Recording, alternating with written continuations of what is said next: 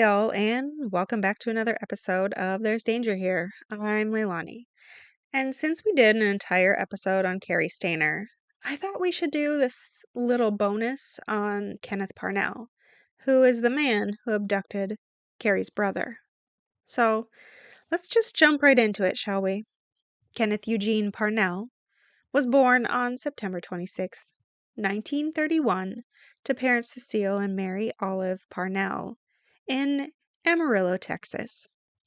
Cecile essentially abandoned the family when Kenneth was approximately 6 years old, and in order to make ends meet, Mary Olive moved the family, which included two sisters, to Bakersfield, California, where Mary operated a boarding house in which the family also resided.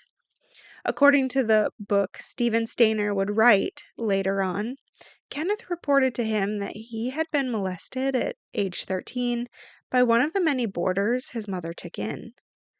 From an early age, Kenneth seemed to be in trouble with the law, finding his way to juvenile detention for car theft and arson. In 1949, Kenneth married Patsy Jo Dorton, who was 15 at the time. The two had their first child in 1951, a daughter. On March of the same year, Kenneth was arrested for the rape of a child and impersonating a police officer.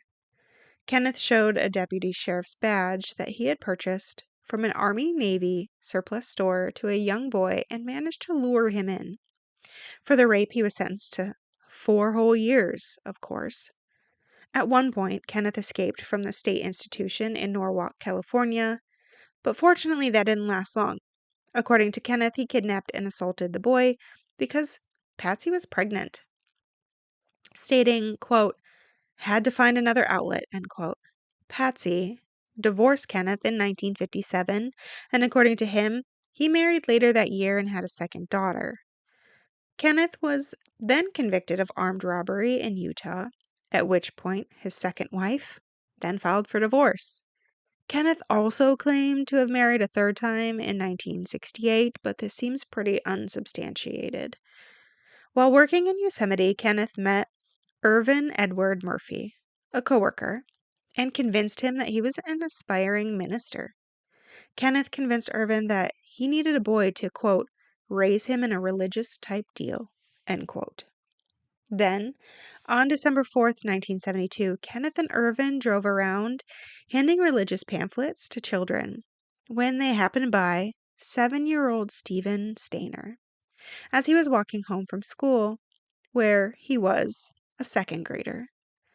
Kay stated that she was supposed to pick up Steve, and again, Kay is Steve's mother, if you remember from the Cary episode. But she was delayed picking up parts for Delbert. Kenneth pulled over asking if his mother would be willing to donate to charity, and he lured the innocent Stephen in his car before taking off. As they drove, he pretended to stop and call Stephen's parents. But as they went back to the car, he told Stephen that they didn't want him anymore, and the trio continued to Yosemite Lodge. Kenneth worked there as a night auditor.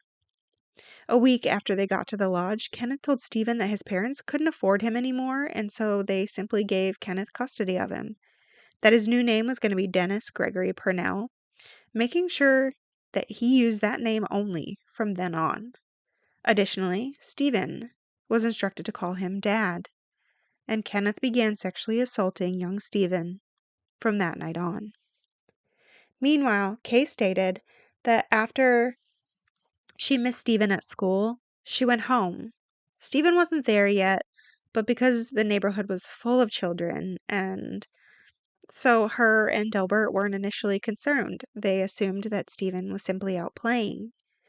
After a couple hours, however, and no Stephen, Kay decided to make some phone calls, and one of them was to the police, reporting Stephen missing.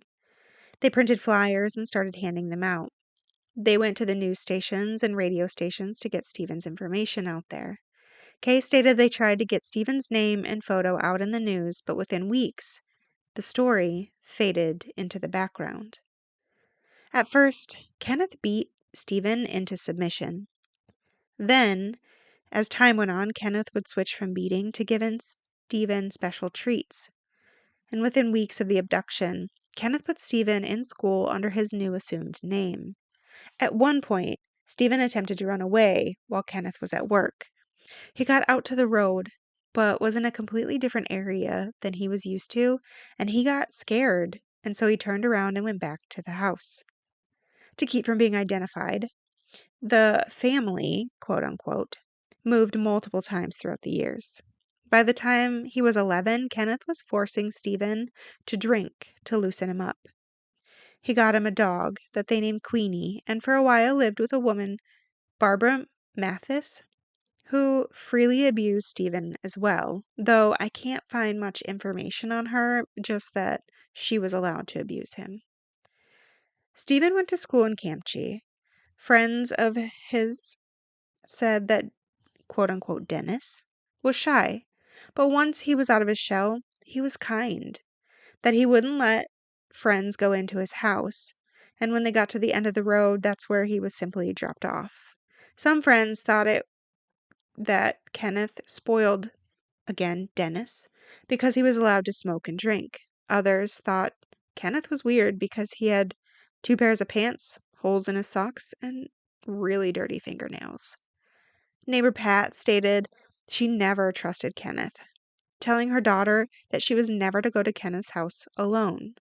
When Kenneth thought it was time, likely worried that Dennis was getting too close to his friends and teachers, they moved from Camchi to Point Arena, another secluded area much like Camchi. There they stayed in a one-room shack. Kenneth tried to get Stephen to help abduct a young boy. It seems like around this time, Stephen was starting to age out of Kenneth's preference. No. But Kenneth got angry when the boys got away or Stephen failed. Later in interviews, Stephen would say that he failed purposely so that nobody else would have to go through what was happening to him. As Stephen went to puberty, again, it seems like he was simply outgrowing the interest of Kenneth, and while Stephen failed in helping him, Kenneth decided it was time to do it alone. On February 14th, 1980, Kenneth abducted 5-year-old Timothy White from Ukiah, bringing him home to where Stephen was.